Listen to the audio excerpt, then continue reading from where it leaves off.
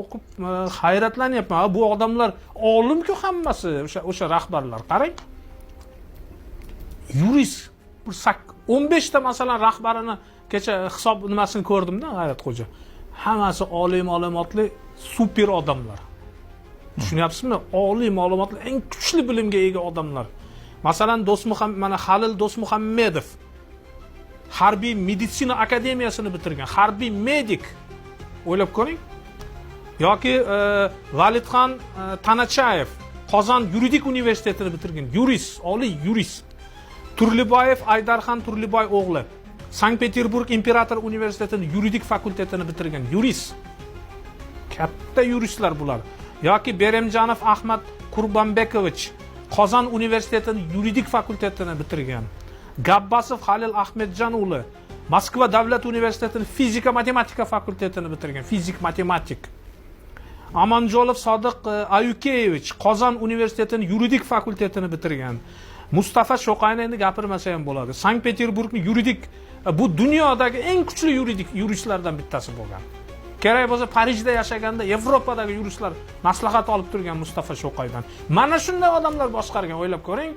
Qanday qilib bu odamlar masalan Alash O'rdani dabdala davlatga aylantirishi mumkin edi. Bularga qo'yib berganda super mamlakat bo'lardi, rivojlangan qudratli mamlakatga aylanishi mumkin edi Qozog'iston. Yoki mana boshlig'i Alixon Bukeyxonov, bu ensiklopedist olim-ku, G'ayratxo'ja. Alixon Bukeyxonov, ensiklopedist olim. O'nlab kerak bo'lsa nimalarni bilgan. Bir nechta tillarni bilgan. Sankt-Peterburg o'sha Lisnoy universitetini bitirishiga qaramasdan u barcha nimalarni, jurnalist, publitsist. Xullas bizda bo'lgan-ku mana o'sha Behbudiylar, Alixon Bukeyxonov qozoqlarning mana shunday ulug' bir nimasi edi. Bu odamlarni agar yo'q qilib yubormaganlarida, bolsheviklar bu odamlarni mahv qilmaganlarida Qozog'iston hozirgidan kerak bo'lsa 10 barobar kuchli mamlakat bo'lishi mumkin. 10 barobar. Bu mubolag'a emas. Bu yana o'ylamanglar, bu ixtiyor faqat Sovet ittifoqini yomon ko'rar ekan. Yo'q, bu mantiqiy fikrlash asosida aytyapman. Agar mana shu odamlar agar mustaqil davlat sifatida qolganida edi, Qozog'iston hozir kerak bo'lsa hozirgidan 10 barobar kuchli mamlakat bo'lishi mumkin edi. Jahonshoh Do'stmuhammedov, MGU, bu ham yurist, qarang. Alimxon Yermikov, Tomsk texnologik institutini matematik. Muhammadjon Tinishbayev, o'zimiz o'sha Tinishbayev, qozoq nima, bu kishi ham qozoq millatiga mansub bo'lgan. Peterburg injenerlar aloqa yo'l nimasini bitirgan. Kulmanov Baxtigeray Ahmetovich Sankt-Peterburg sharqshunoslik nimasini bitirgan, institutini bitirgan. Jaqib Aqbayev Sankt-Peterburg yuridik fakultetini, Mametov Bazarbay Qozon Imperator universitetini yuridik fakultetini, Alijonov Otinshi Omsk o'qituvchilar seminariyasini, eng masalan o'sha Alash O'rdadagi eng o'sha nimasi, agar nima deydi, universitetni bitirmagan odam deb qaraydigan bo'lsak, ya'ni oliy ma'lumoti yo'q, bu ham oliy ma'lumotli bo'lgan Omsk o'qituvchilar seminariyasini. Ya'ni O'tinchi Alimjonov birinchi qozoq militsiyasini boshqargan odam ham hatto o'sha katta bir ma'lumotlarga ega odamlar bo'lgan. Bunday odamlar bilan qarang, mana shularni yo'q qildida, keyin Qozog'istonda ocharchilik boshlanyapti. Endi bolsheviklarga bir e'tibor beraylik. Sovet hukumatiga. Ya Sovetlar yana hadeb tanqid qilaveradi deb o'ylamang. Endi men ular bilan taqqoslamoqchiman, G'ayratxo'ja. Qarang, Sovetlarda o'sha paytda xuddi Alash O'rda kabi Sovet hukumatini birinchi hukumat tarkibiga e'tibor bering. Vladimir Ilich Lenin hamma maqtaydi. Albatta u dohiy, men uni inkor qilmoqchi emasman. Ammo Qozon universitetida haydab yuborilgan. Qozon universitetini bitirmagan hatto. Yuridik fakultetidan uni haydab yuborishgan o'qishdan. Va Sankt-Peterburgda keyin zo'rg'a eksterna sifatida o'qishni bir amallab tugatgan odam. Siyosiy qallob. Avanturachi, chet elda pivo ichib yurgan odam, Shvetsariyada, qayerlardadir. Mana bu yoqda Rossiyadan o'g'irlik pullari hisobiga yashab yurgan muttaham.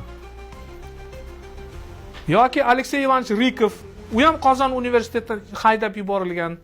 Qarang, Sovetlarning ichki ishlar narkomi bo'lgan, ministri bo'lgan bu odam.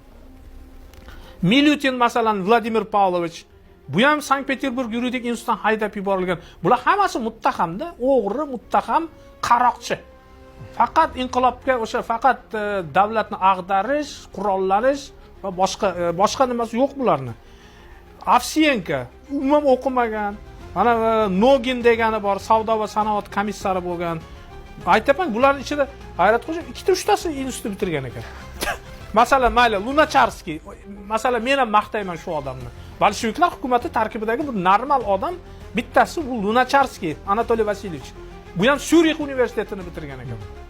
Qarang, Lenin, Lunacharskiy, yana bitta ikkitasi bo'lgan, tamom. Qolgan hammasi o'g'ri, muttaham, qaroqchi. Bulardan qanday qilib bular bilan keyin ocharchilik bo'lmasligi mumkin, G'ayratxo'ja? Qanday qilib? Bular faqat tortib olishni biladigan odamlar.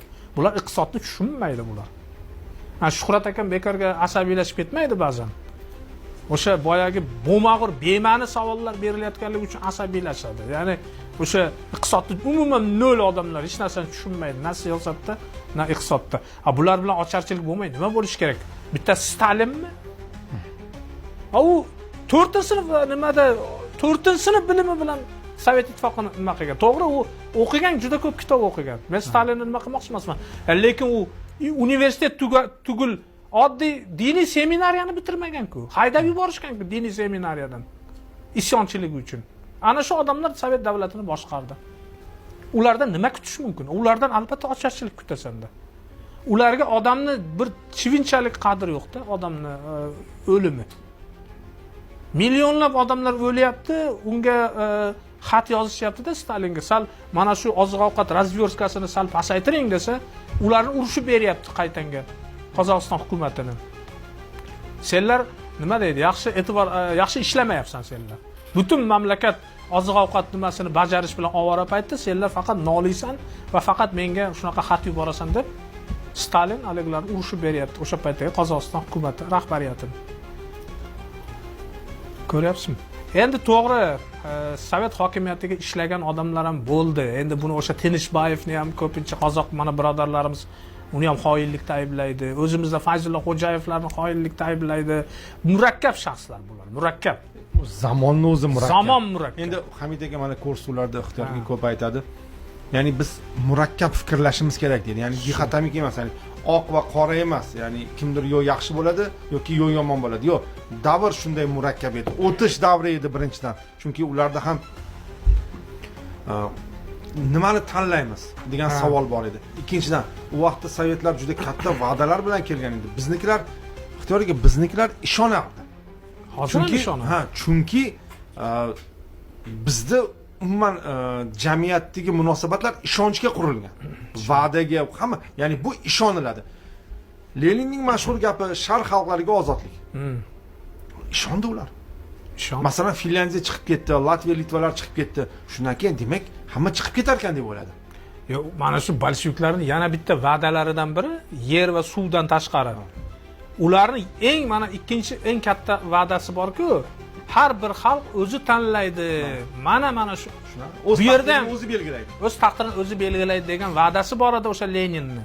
Lekin u ikki yuzlamachilik qilib bu va'dani ham bajarmadi. Nima Finlandiya va Polsha nima chiqib ketgandaga ular qaytarishni istamadi deb o'ylaysizmi? Ular urush qildi-ku. Polshaga ham bostirib keldi. Ikkalasini yutqizdi ular. Agar yutqizmaganda ularni ham qul qilib olardi, qaytarib olardi. Polsha va Finlandiya bu ozodlikni turib berdi. Boltiqbo'yi respublikalari ham chiqib ketdi Sovet o'sha paytda Sovet hukumatining qo'lidan. Va ular yutuqda bo'ldi. Mana shu xalqlar hozirgacha Sovet ittifoqini qo'msamaydi. Albatta. Xudoga shukr deydi, o'sha davlatdan qutulganimizga deydi. Polsha ham, Finlandiya ham xohlagan mana borib so'ranglar chiqani, Litva, Latviya qo'ya deydi o'sha Sovet ittifoqiga. Biz hozir zo'r yashayapmiz. To'g'riga? Mana shu Finlandiyada so'rovnoma o'tkazishgan ekan. Mana 91-yilda sobiq ittifoqdan barcha ajralib mustaqil davlat bo'lib chiqib ketdi va Finlandiyada aytishyapti, agar mana o'sha 40-yillarda Sovet ittifoqi tarkibiga Finlandiya kirganida Kareliya bilan birlashardi albatta. Kareliya Fin Sovet Sotsialistik Respublikasi tashkil qilingan bo'lardi. Va Andropovning ustozi kim edi? Kusinin. U rahbar bo'lardi. Va mustaqil 91-yil mustaqil bo'lganidan keyin Finlyandiya hozirgi holatida emas, Kareliyani ham qo'shgan holda juda katta davlat mustaqil bo'lib chiqardi. Va Finlyandiya juda katta bo'lib qolardi. Qaysi birini tanlardingiz desa, finlar javob berdi. Yo'q debdi. Bizga unday taqdir kerak emas. Mana shu holatimiz yaxshi debdi. Shunday. Qarang, shu darajada ular nimasini berib olsa ham qullikdan qutulib qolmoqchi. Ya'ni ular aytibdiki, yo'q deyapti. Bizga qo'shimcha Kareliya kerak emas. Kerak emas. Biz hozirgi holat mana shu yaxshi debdi. Va endi solishtiryapti. Finlyandiya va Kareliyani suratlarini solishtiryapti. Endi osmon bilan yercha farq bor. To'g'ri aytyapsiz. Bu eng hisobga olinmaydigan narsa. Mayli, agar hissiyotlarga ber, hurmatli muxlislar, o'sha Sovet davri to'g'risida iliq fikr bildiruvchilar, bir narsani hisobga olishimiz kerak. Ko'pincha yosh kattalar buni nimaga nostalgiya bilan eslaydi? Chunki ularni yoshligi o'tgan bu davrda. Yoshlik doim yaxshi. U qaysi davrda, qanday holatda bo'lishidan qat'iy nazar kuch-quvvatga to'lgan vaqting, ya'ni orzular davri, o'qish, talabalik, oltin davr deyiladi. Mana shunga o'xshagan davrlar o'tgan vaqt ko'pincha yaxshi hisoblanadi. U qanday davr bo'lishidan qat'iy nazar. Shuning uchun ko'pchilik yoshi ulug'larning nostalgiyasi shundan bo'ladi va buni to'g'ri tushunishimiz kerak. Lekin yana bir narsa, eshitib olib, ya'ni turli ertaklarni yoki o'sha har xil voqea hodisalarni eshitib olib, Sovet davri yaxshi deyotganimizda bir narsani hisobga olaylikki, o'sha yaxshi deyilayotgan davrni ko'pchilik o'sha 70-yillarni nazarda tutadi. Hattoki 80-yillarning ikkinchi yarmidan keyin juda holat yomon bo'lgan. Biz masalan o'zimiz o'sha vaqtlarni ko'rganmiz. Sekin asta holat yomonlashib, u 88-yillar kelganda-ku, umuman holat yaxshi emas edi. Yaxshi deyilayotgan o'sha 70-yillar va 80-yillarni boshi bu juda qisqa davr va yaxshi deganda Sovet davrining avvalgi yillariga nisbatan yaxshi bo'lgan, hurmatli muxlislar. Ya'ni avvallari juda yomon bo'lgan. Masalan, Xrushchev davrida bug'doyning o'rniga jo'xori siyosati ketgan va zog'oranon yeyilgan. Bugun balki kimlargadir voy zog'oranon yaxshi deyish mumkin. Yo'q, u yaxshi emas, unaqa ko'p yeyiladigan non emas u. Bug'doy noniga yetmaydi albatta u. Men zog'oranonni yomon demoqchi emasman, lekin bug'doy noni umuman boshqa narsa. O'sha davrga nisbatan yaxshi va endi umuman dunyodagi rivojlanishga nisbatan esa umuman yaxshi bo'lmagan. Oila boqardik deyiladi. Va yeb ichish masalasida unutmaylik, bugun yeb ichishdan muammo yo'q. Kim nima deyishdan qat'iy nazar, hurmatli muxlislar. To'g'ri, balki juda ham ehtiyojmand oilalar bordir. Men buni rad etmayman. Ha, ularda deylik shu yeb ichishda muammo. Lekin o'sha 80-yillardagi yeb ichish bilan hozirgini solishtirib bo'lmaydi umuman. Masalan, Ixtiyor aka, 80-yillar siz u davrda o'qigan odamlardansiz. Biz yosh bo'lgan davrlarimiz ertalabki choy nimadan iborat edi, Ixtiyor aka? Shakar non va sariyog' topganga. Bo'lsa u ham. Ha. Mana qishloqlarda bu juda ham bir ro'skish bo'lganda. Ya'ni to'g'ri, endi sut qatiq bor joylarda nimadir bo'lishi mumkin, lekin maksimum sariyog'gacha yo'q, Ixtiyor aka. Bugun o'sha kolbasa, sirlarni eslaydiganlar hammada bo'lmagan u. Bo'lmagan. Biz o'sha davrlarni eslaymiz. Bunchalik siz aytayotganchalik bo'lmagan bunday. Yo'q, hammasi mif u, hammasi yolg'on. U davrning talablari, u davrda insonlar agar bugungi odamni o'sha davrga olib borib qo'ysa, u yondirib yuboradi hamma yerni. U davr bugungi odamni talablarini qondira olmaydi.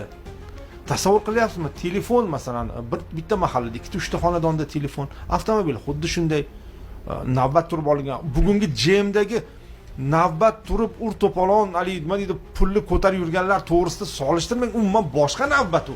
Bugun ham JMda navbat turibmiz deydi. Va baraka topku, bugun JMga 3-mashinangga navbatda turibsan. Aynan. Yoki 2-mashinangga navbatda turibsan. U davrda u mahallani 10-mashinasiga navbatda turish mumkin bo'lgan. Butun mahalla. Nima? Albatta, bu narsa solishtirilmaydi o'zi aslida. Biz juda ham bir yomonlashamiz. Lekin davr boshqa va talablar boshqa bo'lgan, juda ham boshqa bo'lgan. Shu narsani bir hisobga olasiz. Va yana bir narsa. Ko'pincha Sovet davrini qo'msayotganlar bu shahar aholisi, hurmatli shaharliklar, shaharda tug'ilib mazza qilib yashaganlar. Siz viloyatni ham hisobga oling. O'sha vaqtda qishloqlarda, kolxozlarda yashagan yurtdoshlarimizni hisobga oling. Ularni bu kosasi oqarishi bu juda qiyin bo'lgan. Faqat paxta ustida temir xotin bekorga yozilmagan. asar. Uni u asosida bekorga film olinmagan. Bu narsani unutmaylik. Bu o'zbek xalqining ustidan dori sepib yuborilgan. Biz shaharda tug'ilib, shaharda katta bo'lganlar biroz hali jamoat transporti, metroni ko'rib, baraka topib, bu juda ham kam odam shaharda bo'lgan. Qishloqlarchi butun paxta qulligida